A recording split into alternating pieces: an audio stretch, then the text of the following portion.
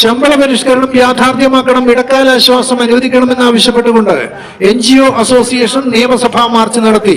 March NGO association സംസ്ഥാന president Chavara Jayakumar ഉദ്ഘാടനം ചെയ്തു. ഉമ്മൻചാണ്ടി സർക്കാർ നടപ്പിലാക്കിയ ശമ്പള പരിഷ്കരണത്തിന് ശേഷം നാളിതുവരെ സംസ്ഥാന സർക്കാർ ജീവനക്കാരുടെയും അധ്യാപകരുടെയും ശമ്പളം കാലോചിതമായി പരിഷ്കരിച്ചിട്ടില്ല എന്ന് ചവറ ജയകുമാർ പറഞ്ഞു.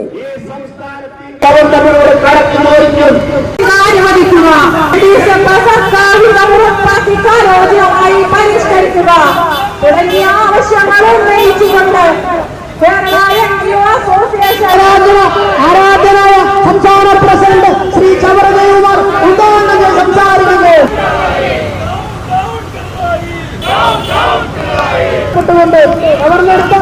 ആനുകൂല്യങ്ങൾ അവർക്കെടുക്കുന്ന അനുമതിയായ നടപടി അവസാനിപ്പിക്കുന്ന സർക്കാരെ ആവശ്യപ്പെട്ടുകൊണ്ട് സംസാരിക്കുന്നതാണ്.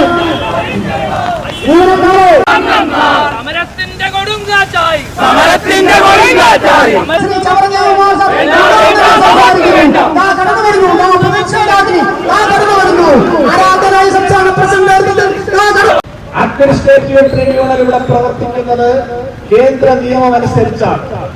ഭരണഘടനയുടെ 323 അനുച്ഛേദം അനുസരിച്ച് ഈ രാജ്യത്ത് ഒരു നിയമനിർമ്മാണം പാർലമെന്റ് നടത്തി സെൻട്രൽ അഡ്മിനിസ്ട്രേറ്റീവ് ട്രിബ്യൂണൽ നിലവിൽ വന്നു. സംസ്ഥാനങ്ങൾ അതിന്റെ ചുവട് പിടിച്ച് അഡ്മിനിസ്ട്രേറ്റീവ് ട്രിബ്യൂണലുകൾ വന്നു. ജീവനക്കാരെ സംബന്ധിക്കുന്ന ഏത് കാര്യവും ക്യാറ്റിൽ പരാതി കൊടുക്കണമെന്ന് പറഞ്ഞു കേരള അഡ്മിനിസ്ട്രേറ്റീവ് ട്രിബ്യൂണൽ. ജീവനക്കാരെ അംഗീകരിച്ചു. അവരുടെ ആവലാതികൾ മറ്റു കോടതിയിലേക്ക് പോകാതെ വേഗം തീർപ്പ് കൽപ്പിക്കണം, അല്ലെങ്കിൽ നീതി നിഷേധിക്കപ്പെടരുത് എന്നുള്ള കാഴ്ചപ്പാടിന്റെ അടിസ്ഥാനത്തിൽ സർക്കാർ ജീവനക്കാർക്കും അധ്യാപകർക്കും വേണ്ടി മാത്രം ഒരു കോടതി ഉണ്ടായി. ആ കോടതിയെ ഇപ്പോൾ സർക്കാർ അതിനെ കഴുത്ത് ധരിച്ചു കൊല്ലുകയാണ്, അതിനെ ഗളച്ഛേദം ചെയ്യുകയാണ്, അതിനെ ഗില്ലറ്റ് ചെയ്യുകയാണ്, അതിനെ കശാപ്പ് ചെയ്യുകയാണ്. കാരണം നീതിപീഠത്തിന്റെ മുന്നിൽ ചെല്ലുമ്പോൾ വസ്തുതകൾ മാത്രമാണ് പരിഗണിക്കുന്നത്. അങ്ങനെ ഇവിടെ ഭരിക്കുന്നത് കമ്മ്യൂണിസ്റ്റ് പാർട്ടിയാണെന്ന് നീതിപീഠത്തിൽ നോക്കേണ്ട കാര്യമില്ല.